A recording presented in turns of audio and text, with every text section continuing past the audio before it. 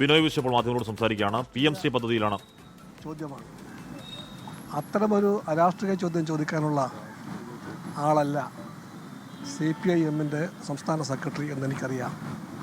അതുകൊണ്ട് CPIMൻ്റെ സ്റ്റേറ്റ് സെക്രട്ടറിയുടെ രാഷ്ട്രീയ ആശയ നിലവാരത്തിൽ നിരക്കാത്ത ചോദ്യം സഖാവ് ഗോവിന്ദ മാഷ് ചോദിക്കില്ല എന്ന് എനിക്ക് ഉറപ്പുണ്ട്.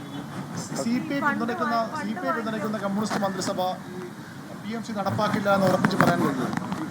അതായത് ജനറൽ സെക്രട്ടറിയല്ല CPIMൻ്റെ സഖാവ് ബേബി, അദ്ദേഹം പറഞ്ഞു അത് ബേബിയുടെ പാർട്ടിയുടെ കാഴ്ചപ്പാടാണ്.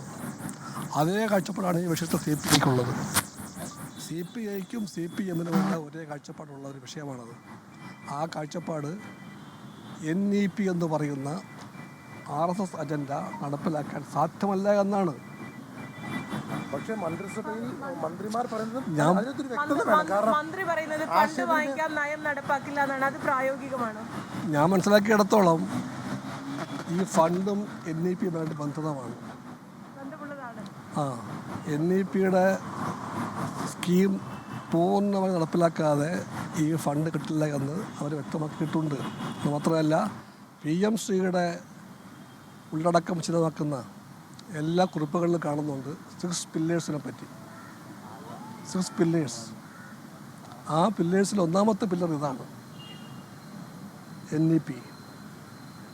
അപ്പോൾ RSS തന്നെ പൂർണ്ണമായും നടപ്പിലാക്കാനാണ് CPM മുന്നോട്ട് പോകുന്നത്. CPM മുന്നോട്ട് പോകില്ല. CPM RSSനെ ചെറുക്കുന്ന, ആശയപരമായും രാഷ്ട്രീയമായും എതിർക്കുന്ന ഇന്ത്യയിലെ ലെഫ്റ്റിൻ്റെ മുമ്പിലെ ഒരു പ്രധാനപ്പെട്ട പാർട്ടിയാണ് CPM. CPI പോലെ തന്നെ. അതുകൊണ്ട് CPM ഒരു RSS പരിപാടിയെ പിന്തുണയ്ക്കാൻ പോകുന്നില്ല. പക്ഷേ ഇന്നലെ PMC പദ്ധതിയിൽ കടുകിട നിലപാടിൽ മാറ്റമില്ല എന്ന് പറയുകയാണ് ബിനോയ് വിശ്വം.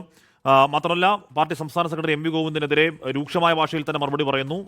MV ഗോവിന്ദൻ ഇന്നലത്തെ മറുപടി അരാഷ്ട്രീയ മറുപടിയാണ്. CPMന്റെ അല്ലെങ്കിൽ ഇടതുപക്ഷത്തിന്റെ നയങ്ങൾക്ക് ചേരുന്ന ഒരു മറുപടി MV ഗോവിന്ദൻ പറയുമെന്ന് കരുതുന്നില്ല എന്ന് പറയുക വഴി കടുത്ത വിമർശനം CPM സംസ്ഥാന സെക്രട്ടറി. ഒരുപക്ഷെ ബിനോയ് വിശ്വം CPI സെക്രട്ടറി ആയതിനു ശേഷം നേർക്കുനേർ MV ഗോവിന്ദനെതിരെ CPM സംസ്ഥാന സെക്രട്ടറിക്കെതിരെ ആ ഒരു പരാമർശം ഇതാദ്യമായിട്ടാണ് തോന്നുന്നു. PMC നിലപാട് മാറ്റേണ്ട കാര്യം എന്താണ്? PMC പദ്ധതി അതിൻ്റെ ആത്മാവ് തന്നെ NEP ദേശീയ വിദ്യാഭ്യാസ നയമാണ്. അതുകൊണ്ടാണ് CPI എതിർക്കുന്നത്. എല്ലാ പുരോഗമന വീക്ഷണമുള്ളവരും എതിർക്കുന്നത് അതുകൊണ്ടാണ്. പദ്ധതി കേരള സർക്കാർ നടപ്പിലാക്കാൻ പോകുന്നില്ല എന്ന് തന്നെ പറയുമാണ്. PMC പദ്ധതിയുമായി CPM മുന്നോട്ട് പോകുമെന്ന് കരുതുന്നില്ല. RSSനെ പിന്തുണയ്ക്കാൻ പോകില്ലെന്ന് കരുതുന്നു. CPM പോകില്ലെന്ന് കരുതുന്നു. അപ്പോൾ ആ വിഷയത്തിൽ CPIയുടെ നിലപാട് ഇപ്പോൾ അല്പസമയത്തിനകം മന്ത്രിസഭാ യോഗത്തിൽ ഇത് ഒരുപക്ഷെ ഔട്ട് ഓഫ് അജണ്ടയിലില്ല. ഔട്ട് ഓഫ് അജണ്ടയിൽ വരികയാണെങ്കിൽ ഈ നിലപാട് മന്ത്രിസഭയിൽ ശക്തമായി തന്നെ ഉന്നയിക്കാനാണ് CPIയുടെ തീരുമാനമെന്ന് അറിയുന്നുണ്ട്. എന്തായാലും അത് മന്ത്രിസഭയിൽ മാത്രമല്ല, ആ എതിർപ്പ്, കടുത്ത എതിർപ്പ് ഏതെങ്കിലും തരത്തിൽ അനുനയത്തിനില്ല. CPI ഈ വിഷയത്തിൽ അനുനയിപ്പിക്കാൻ ശ്രമിക്കുന്നു എന്നൊക്കെയുള്ള ചില വാർത്തകളൊക്കെ പുറത്തു വന്നിരുന്നു. അതിനുള്ള ശ്രമങ്ങൾ നടത്തുകയും ചെയ്യുമായിരുന്നു. ഞങ്ങൾ നോക്കിക്കോളാം എന്നടക്കമുള്ള കാര്യം മന്ത്രി V ശിവൻകുട്ടി അടക്കമുള്ളവർ പറഞ്ഞിരുന്നു CPIയുടെ കാര്യം. എന്തായാലും അത്തരത്തിൽ നോക്കൽ, അങ്ങനെ അനുനയിപ്പിക്കൽ അത്ര എളുപ്പമല്ല എന്ന് വേണം ബിനോയ് വിശ്വത്തിന്റെ മറുപടിയിൽ നിന്ന് മനസ്സിലാക്കാൻ. ഒരു തരത്തിലും PMC പദ്ധതിയിൽ അനുനയത്തിനില്ല എന്ന് മാത്രമല്ല, CPM സംസ്ഥാന സെക്രട്ടറിയുടെ മറുപടി അരാഷ്ട്രീയ മറുപടിയാണ് എന്നുകൂടി ബിനോയ് വിശ്വം കടുത്ത ഭാഷയിൽ ആഞ്ഞടിച്ച പ്രതികരണമാണ് പ്രേക്ഷകർ കണ്ടത്.